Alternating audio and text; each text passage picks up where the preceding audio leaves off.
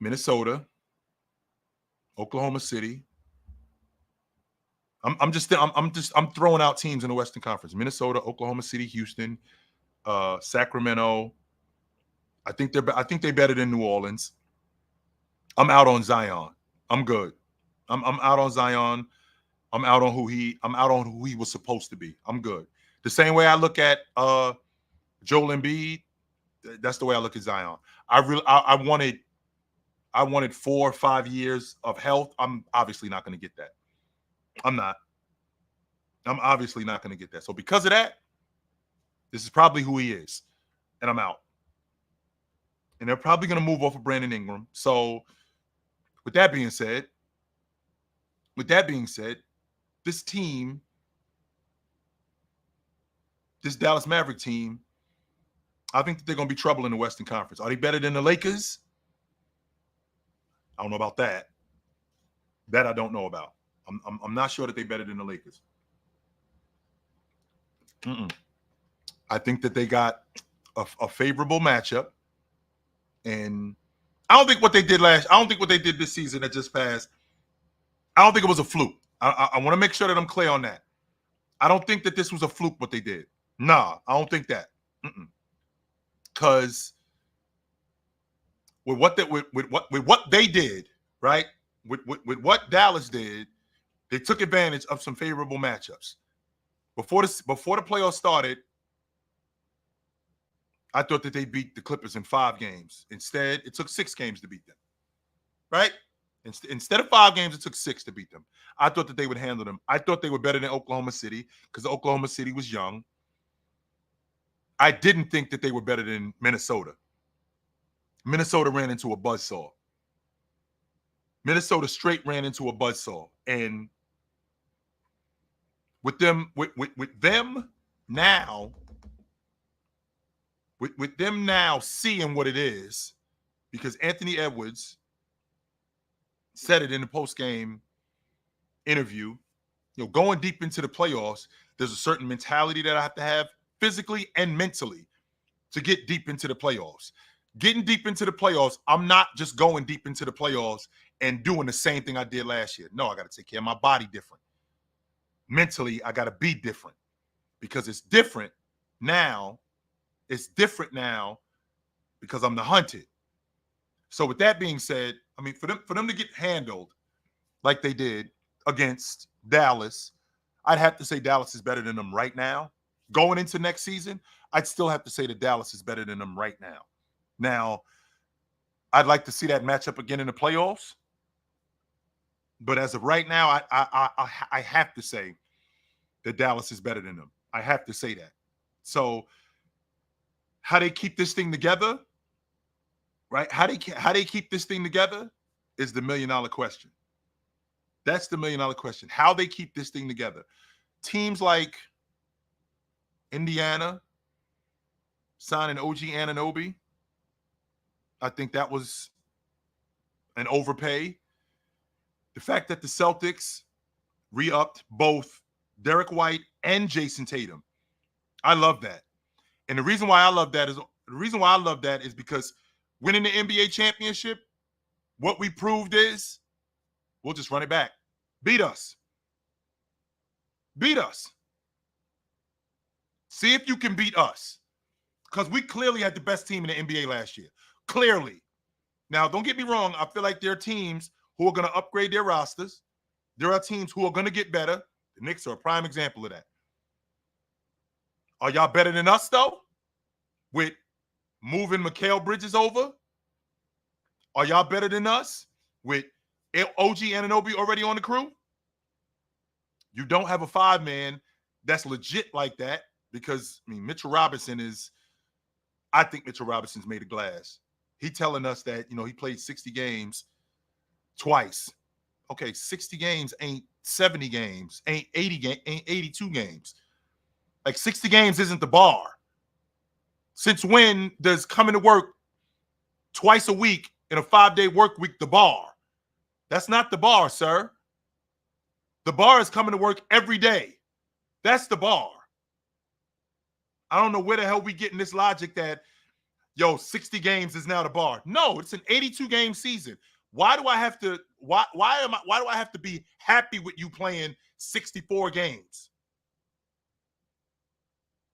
Why can't why can't I expect you to come to work every day? Why can't I do that? So I still don't think that they're better than Boston. I think Boston is still better than them. But I think that's as far as I'm going with the Knicks. So with Boston inking Jason Tatum, with Boston inking Jason Tatum, with Boston inking Derek White, with Boston extending Peyton Pritchard, with Boston bringing Cornette back, with Boston bringing Cater back, with Boston bringing Sam Hauser back. Basically what we doing is we bringing the whole crew back. Beat us. Beat us. If you can't beat us, we'll run it back again. We will run it back again. I've seen this movie before. This isn't a situation like the 2019 Portland Trailblazers where you get mopped in the playoffs. This isn't a situation like the Atlanta Hawks where you get served when the majority of us know for a fact ain't no way you should have even been there. Ain't no way you should have been there. The majority of us know that, right? So with that being said, this is a situation where, yo, beat us. We got better. We got better. So my man Brian Pumper says with the super chat, he says, "Oh, I believe the loss of Hartenstein going to prove devastating for the Knicks. Skinny market with an injury-prone center. And not only skinny market, but add that skinny market to the fact that other teams have gotten better. So I got a question for you because, I mean, I know how you feel about Hartenstein with Oklahoma City. How you feel about picking up the telephone and calling up the Trailblazers and asking for Robert Williams?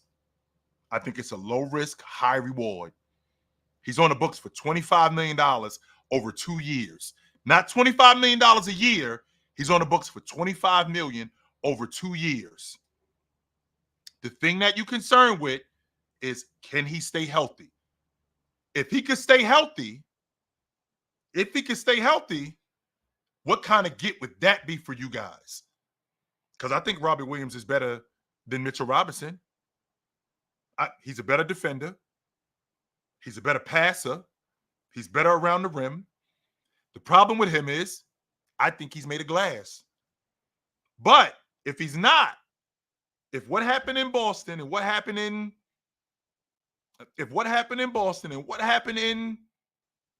Portland is a fluke and you could get him on the cheap, how much better does he make your front line? I'd pick up the telephone and I'd call up the Trailblazers and check their temperature on Robbie Williams. Yes, I would. 100% I would. See how y'all feeling about him. Because you got three bigs. You got three bigs on the roster. You drafted the kid from UConn, Klingon. Ayton is in the top 10 in the league in rebounding. And he's 17 a night. And he's playing with a league guard that doesn't really know what he's doing yet. What are you going to do with these three bigs? What are you going to do with these three bigs? Because I can tell you what you're not doing with them. You're not keeping all three of them. Right? You're not keeping. Not only are you not keeping all three of them, you'd be crazy to keep all three of them. You'd be crazy to keep all three of them. And 7 grams, which you don't know what trash is. You have no idea what trash is. If I'm a starting 5-man on an NBA Finals team, I am not trash. If I'm in the top 10 in the league in rebounding, and it's not empty, because I've seen empty rebounding. I've seen Hassan Whiteside. I've seen empty defense. I've seen empty rebounding. Ayton is not an empty rebounder. He is not. So with that being said, he is not trash. You just saying that. So I wonder if the if the Knicks had the nuts to do that. I do wonder that. So I'm interested to hear from you guys. I am. Which moves in free agency? Is there a move in free agency that you saw? Is there a move in free agency that you saw that you said, yo, that's a big move right there? I like that. What up? There is a big move in free agency that I saw.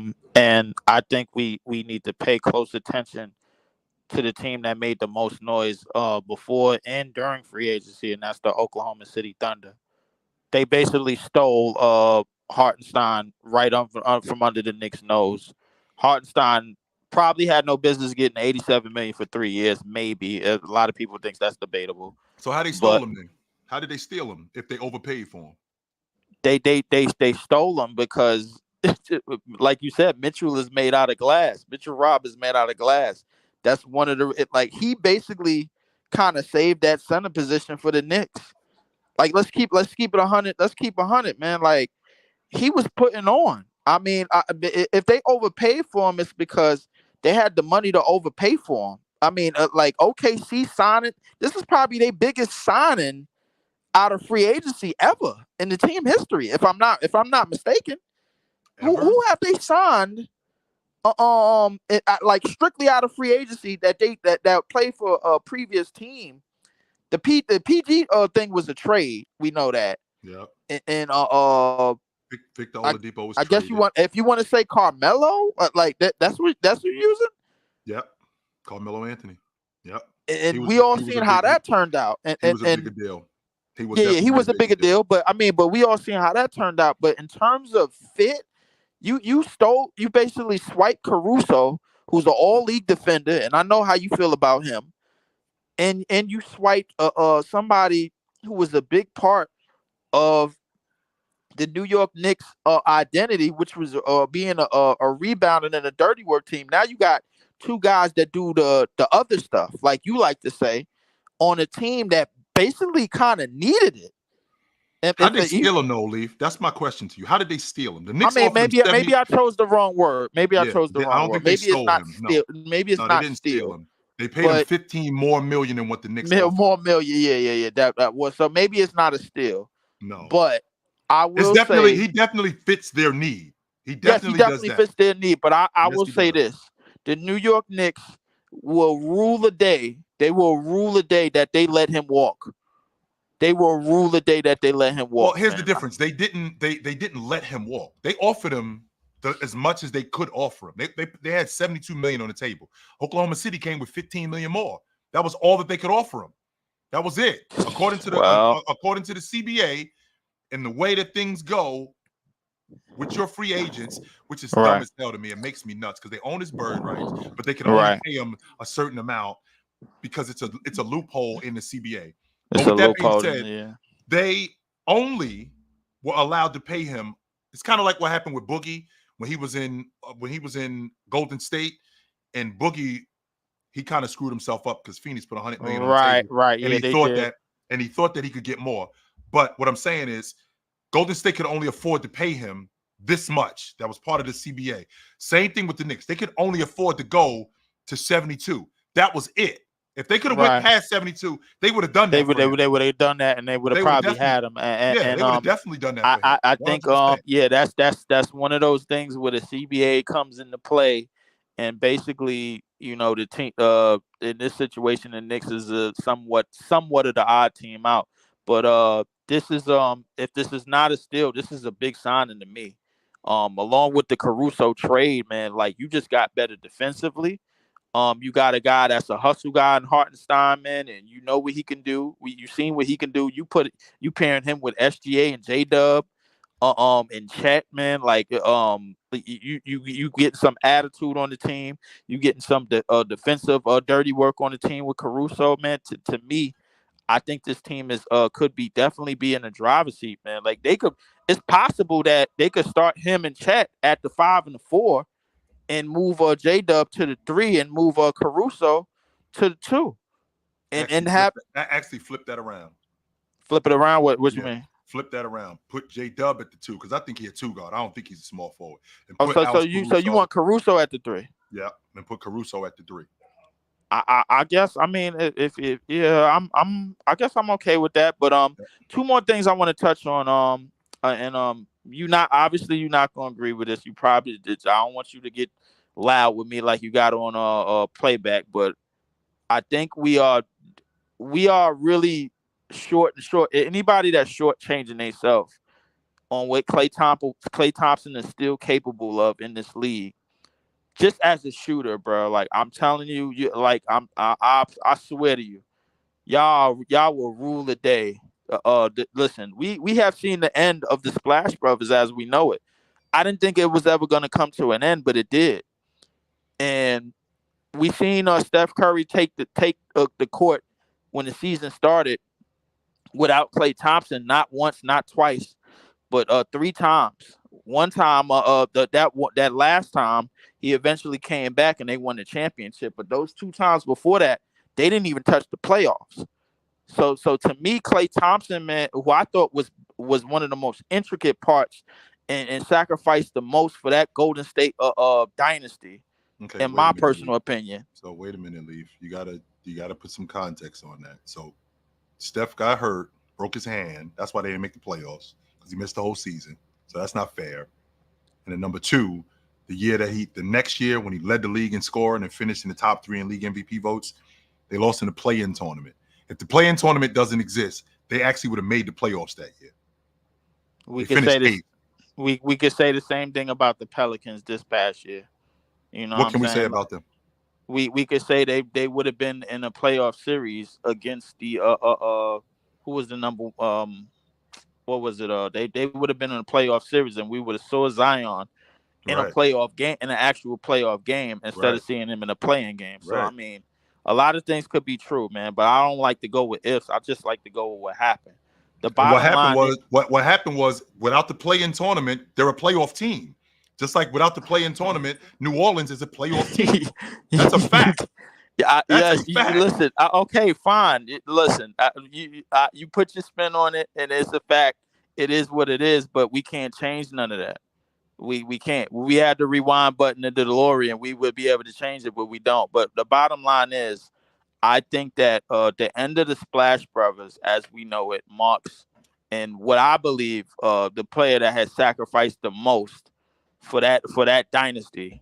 What he was about to do back in 2019 in that finals was nothing short of amazing to me.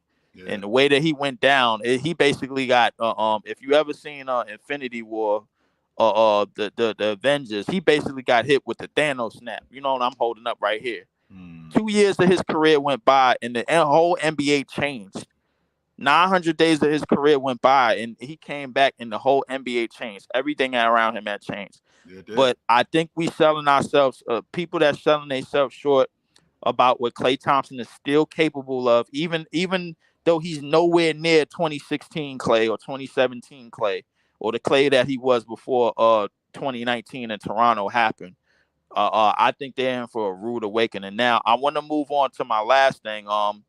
That's the PG signing for 2. First off, I don't think PG should have got nowhere near $212 million for 4 years. That's my first one. Number 2, I think this gets in the way of Maxey, because Maxey, if I'm not mistaken, Maxey likes to speed the game up. He likes to get up and down the court. You think Paul George is going to hold him up? You think Paul George is going to slow him down? Yes, I do. Why? I honestly do. Based on what? Based on the fact that you already have somebody that slows down the offense in Joel. Right. And now you add a PG to it. You telling Maxey basically, yo, I need you to be a steady guard. I need you to be hold down the floor. I need you to do it. That's not his game. And he kind of got to make it his game, basically, or else. I think this is what I was afraid of when they signed a PG. I kind of wanted them to go for Klay. So you think the Philadelphia 76ers are going to make Maxey, who they just signed to a max deal, you think they're going to make him sacrifice for an older Paul George? Is that what you think that they're doing? I hope not, but I think that's what's going to happen. I honestly do. And the reason why I think so is because PG is one of and the one thing about these 2010s players, these 2010s players that's still looking for big money and looking to be the another piece on another team. They don't even understand that their game and the way that they still play at their age is not it doesn't predicate and it doesn't complement the younger stars. That's why he's not going to be. That's why he's not going to. That's why Paul George is a complimentary player. He already told us that he wasn't the number one, so it's not news who he is on this Philadelphia 76ers team. We already know that. So we already know how dynamic, how fast that Maxey plays. There's no way that Paul George gets on this unit and we got to slow the game down for him. Okay, no, we're not doing that for him. Yeah, but at the same time, my thing is that I thought Klay Thompson would have fit a whole lot better with Maxey than PG would fit just naturally, because Klay Thompson he still could play with a faster offense. You talked about him being with an Indiana or being with a Sacramento because they speed the game up and he likes those transition threes and he likes to get out of transition. He can still get from 3-point line to 3-point line and he gets you a quick 9-0 run. And my thing is with PG is that I think that his style of play naturally doesn't really it's not going to complement what Maxey likes to do. That's just my whole thing on it, man. And one of the things that about a lot of these players, when I look at him, when I look at Harden, you kind of gotta, let them be them, but at the same time, they're not gonna adapt to what other aspects of the teams are doing. And I think, Leaf, can you be honest with me for a minute? Just say it, yo. All these 2010 dudes, get them out of here. Just say it, yo. I've been said that. Just say it. It's cool. Just say it. All these 2010 dudes, James, Paul George, Curry. But I'm not coming from a place of hate. I'm not coming from a place of spite anymore, because I said that in the past and I meant it in the past and it's still meant to this day. But this is one of the reasons why, and I'm starting to see why, because they're not paying it forward and they're not complimenting the younger stars. They want to just pile up with a team after team after team, and then let's just put it together and let's see if it's gonna work. It's not, and you starting to see it. We gonna see it. I'm good, but we gonna see it. Good to talk to you, Leaf. I know where to find you at, brother. All right, man. Sir. Yep. What up? Yo, Chilltown, how you doing, brother? What's up, brother? How you running? Good, man. I think some of the big name for me, KCP going to the Orlando Magic. I know a lot of people are not paying enough attention to it, but I do think it's a good move because the Orlando Magic needs shooting. Last year, they averaged 35.2% from the three. They were one of the worst three-point shooting teams. KCP, to put him up with his perimeter defense, something that the Magic would love to have, and after all, they can defend, and to add another shooter for Paolo Banchero with the passing and playmaking, I do think it's beneficial. And also, KCP does show up come postseason time. So I think this is going to be good for the Orlando Magic. As with the Paul George, I do think I am kind of concerned about his durability. I do think it was a plus losing Tobias Harris so that he's not back in Detroit now. I think it's an upgrade, sure. 100%. That's an upgrade. Paul George and Tobias Harris. Yes, I'll definitely agree with that. Yes, if Paul George can stay healthy, that's the key with Paul George, not his game. If he could stay healthy, and plus he would be a better situation because of his ability to catch and shoot off screens. He moves off the ball. I think with Philly, this is going to be good. But for the Knicks, not that I don't mind the Mikal Bridges trade, but all those draft picks, and this is actually beneficial for Brooklyn because no longer they have Kyrie and KD anymore. Now with all those draft picks, now they can go back and build and develop younger players. And they did in the past with Karis LeVert and Jared Allen. So I believe they can go back and do that again. I don't know with the Knicks. I do see them at least getting to the conference semis, maybe a conference finals. I still have concerns about the bench though. But with Thibs, that's going to be a concern. Okay. Yeah. Absolutely, my man. I think about Philly and they don't move the needle for me in terms of getting past Boston or the Knicks. I don't. They don't move the needle for me like that, unfortunately. And that's when you make a move like Paul George, that's essentially what the deal is. It's very much like in football. If I'm getting Joey Bosa, right? I'm not getting Nick Bosa to just be good. No, he's the difference in us going to the NFC Championship. He's the difference in us going to the AFC Championship. Are we now better than New England? Are we now better than Green Bay? Are we better than them now? I'm throwing teams out there that may be at the top of the NFC or the AFC at that point. Does this guy push us over the top? And I'm thinking about adding Paul George to Philadelphia. Does he push them over the top in Philadelphia? I don't think he does. No, he doesn't. At least you'll get to a conference semis. But we did see Paul George did step up in 2021 to get the Clippers the first time in 50-something years to the conference finals. So you never know what type of Paul George to expect. I think they should go with Maxey as the number 2 and Paul George as the number 3 because Maxey is ascending. Paul George is in his mid-30s. Mm-hmm. What are your thoughts about DeJounte Murray trade to New Orleans? I feel the same way about DeJounte Murray going to New Orleans like I did Bradley Beal and Booker in Phoenix. It doesn't move the needle for me because it still doesn't address the need that they have. Don't get me wrong. DeJounte Murray can pass. He is one of the better passers. Sure. I mean, I don't just only box score watch. You know, I watch guys and I watch their game. I still feel like they haven't addressed the lead guard position. Now, is DeJounte Murray going to play the lead guard position?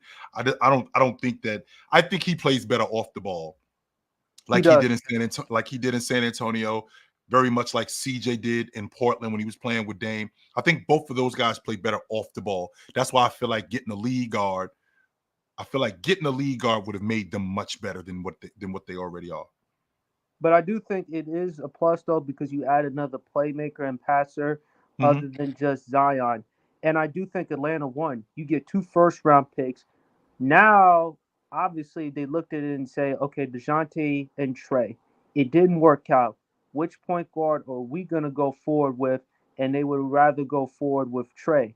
Yep. Whether or not Trey wants to be traded or not, but they want to go forward with him than DeJounte. Right. I do think it is a plus for Atlanta.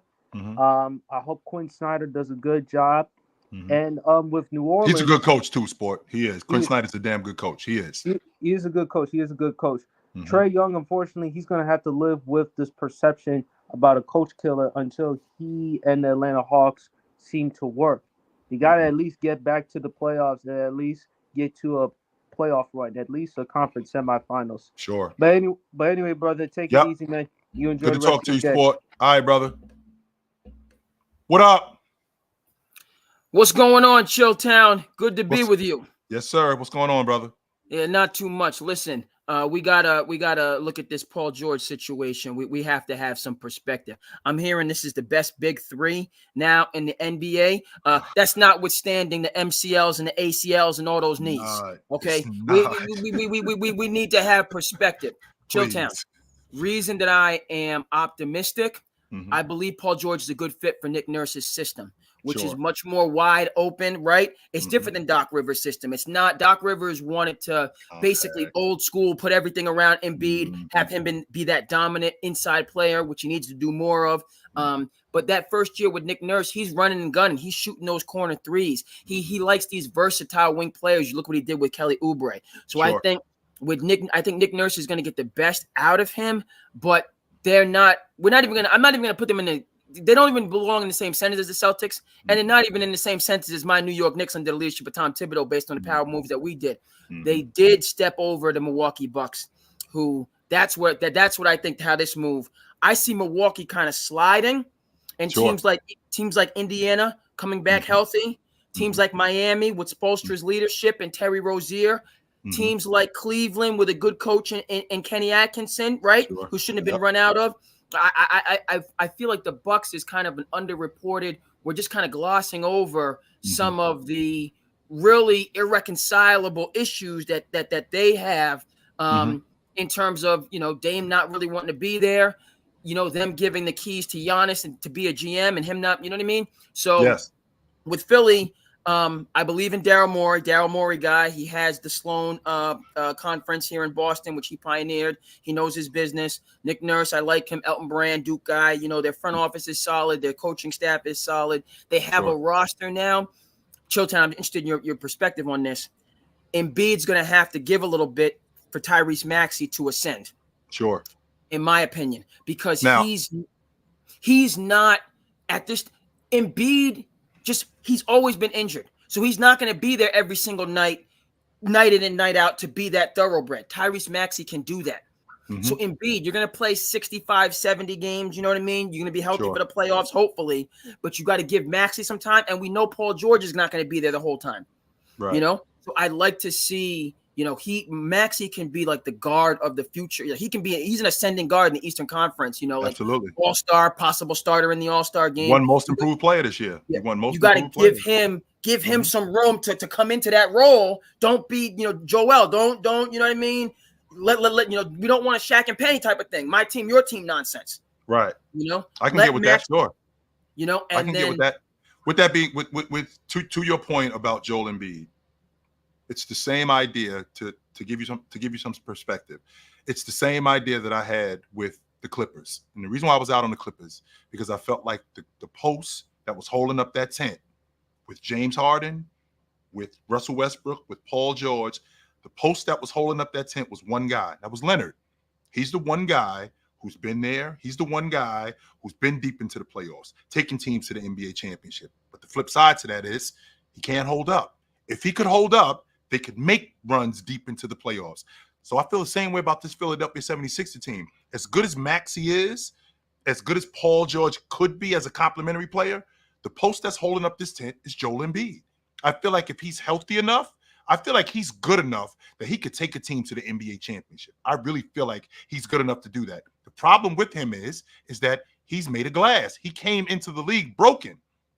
And the process of him coming into the league broken, that's just continued as his career has gone on. So I can't bet on Philadelphia off the strength of the post that's holding up this tent, not Paul George, because again, Paul George being in his mid-30s and him being in his mid-30s, I feel like he still has another a year, maybe 2 more years at this level as a complimentary player. But the problem I'm having, Andre, is when Joel Embiid breaks down, what they're going to expect is they're going to expect Paul George to be what he used to be. And he's not that anymore. And then that's where the issues are going to happen. Whereas with Tyrese Maxey, if we're building this thing and we're basically letting Tyrese Maxey become who we think he's going to become, that's why you signed him to that max. If we're building this thing and we're going to let him become that, he can now be what we think that he can be. And Paul George can continue to be that complimentary player. And we can see him like that more as opposed to expecting him to be Paul George from what he used to be.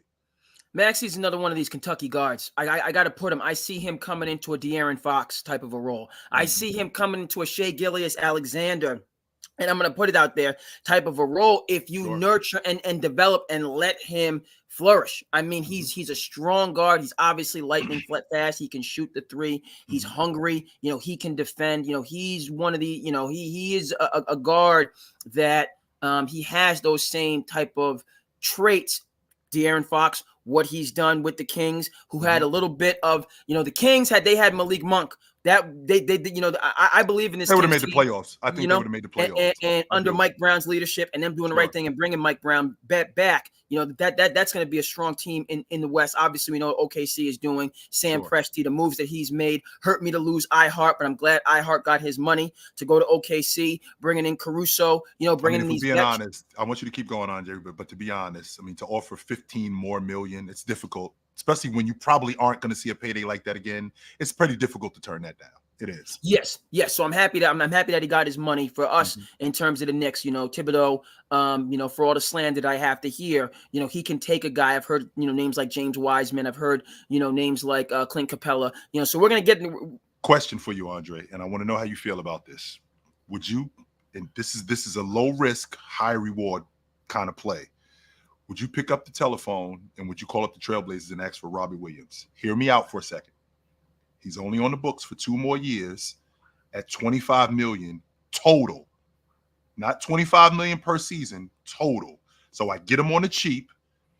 He's had some injury issues, but if he could hold up, how much better we could be if he was on this roster. That'd be great. And Robert Williams is in a situation with Portland where you got Clingan coming in and you already have Ayton, so he's the odd man out there. Only thing with Robert Williams, and this is coming from the Commonwealth, in Boston, it's not just the injury issues. This is a guy that missed the team playing after he was drafted, you know what I mean, to get to Boston. He's had, maturity type of issues. And I'm not saying that the person that was drafted is the person that he is now. I'm seeing, and he was, you look at what the Time Lord did, particularly under Ime Udoka's leadership, what Ime was doing with him, having him basically be a rover, with this, and so we know with Tibbs is a defensive genius. So Robert Williams can flourish under that leadership as well. My only issue with Robert Williams is, you understand, if you come in, because I'm a Tibbs guy, I won't stand for the Tibbs slander. I'm not gonna, so Tibbs is my coach and coming to the Celtics in 2008, and he coming from the Riley tree. Yep. Hartenstein, if you accept the coaching, Tibbs will build you up. But if you resist the coaching, you will never see the court again. Okay. Yeah. Evan Fournier came to the Knicks and, gave him $20 million and he was in the rotation. He was doing good. He ran afoul of Tibbs or whatever happened. Another guy took his place. He was never seen again in the rotation. So that's my only issue with a Robert Williams or a James Wiseman. Clint Capella, I think, is about, like, he's a worker. But Wiseman and Robert Williams, where they've had these kind of maturity issues, you know what I mean? It's not conducive. It's not conducive for a unit like that. I can get with that. Sure. Tibbs is not having it. So to your point, we need a rotation big, and if he's willing to accept, then kind of bring him in. But if not, like I look at, I know you got other people. One of the people that I love is Wenyen Gabriel, another Kentucky guy who was from Massachusetts. Actually, he's not a big, he plays big, like a 6'9", 6'10" guy that can guard multiple positions. He's more like Sims that the Knicks have, Jericho Sims, who's just a burly guy. Sure. But the reason, because Wenyen Gabriel is going to run through a wall for Tibbs. Do you think do you think you get more production out of him than you already do Precious? No, I like Precious. I like Precious, and again, I got another Kentucky guy coming. I just think with Precious, he maybe he got thrown into the fire without OG, meaning like he went from not playing at all to like, we need you to like save the ship. OG's out and you're going to play 40 minutes. Yeah, that's not conducive. No. So he did what he could, and so Precious is another guy similar to Wenyen, about the same height. Wenyen's like 6'9", 6'10". He's like 6'7", 6'8", but they do the same things. And that's just another guy, I just think those personalities, neither one of them is 6'10" and above, but they're bigs that are going to work, that you can, if you go, like, you can throw them in and they can guard that 5. We just need somebody to guard the 5 and rebound. Precious is undersized to do it, but to your point, and I'm huge. I'm a continuity person, and that's my. If you're coming, you know what I mean, like LeBron, and just I say my last. LeBron wanted to put the Knicks, towel over his shoulder. You know what I mean, to have the speculation. And LeBron's not built for Tibbs, and he's not built for New York. No. If he was, he would have came a long time ago. He would. It's a certain, and that's why these Nova guys, the Nova Knicks, coming from Jay Wright, the team first mentality and perspective, it just flows naturally. Sure. And then my thing with Tibbs is, if you come in and accept it, nobody knew who I'm gonna get the heck out of here. I know I'm in my last one. Nobody knew who Jimmy Butler was until Derek Rose got injured and he was ready. Yep. Okay. Tibbs, he doesn't get credit for what he does in terms of player development. So thanks for taking, you know what I mean? Robert Williams, it would work, but just come up in here ready and to work, and you'll be successful. Otherwise, you know what I mean? You'll be another kind of like, you don't want to be DeAndre Ayton. Right. Talented, but you just can't get right. Chilltown, I appreciate it. Thanks for your time. Absolutely. One more and I got to bounce. What up? Nigger.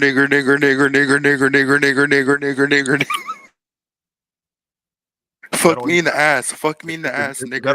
Fuck me in the ass. Yeah, that's all I got. That's all I got. What's good? That's all I got. I'm team ticket. I'm team ticket. You came up here this whole time and waited 20 minutes to say that. I'm team ticket. I'm team ticket, nigga. Get your goofy ass off my damn live. What the hell? Get your goofy ass out of here. What the hell? Anyway, well, ladies and gentlemen, It's that time. It was good to see you guys tonight. Absolutely. We'll see you soon. As you know, guys, the season is not over, right?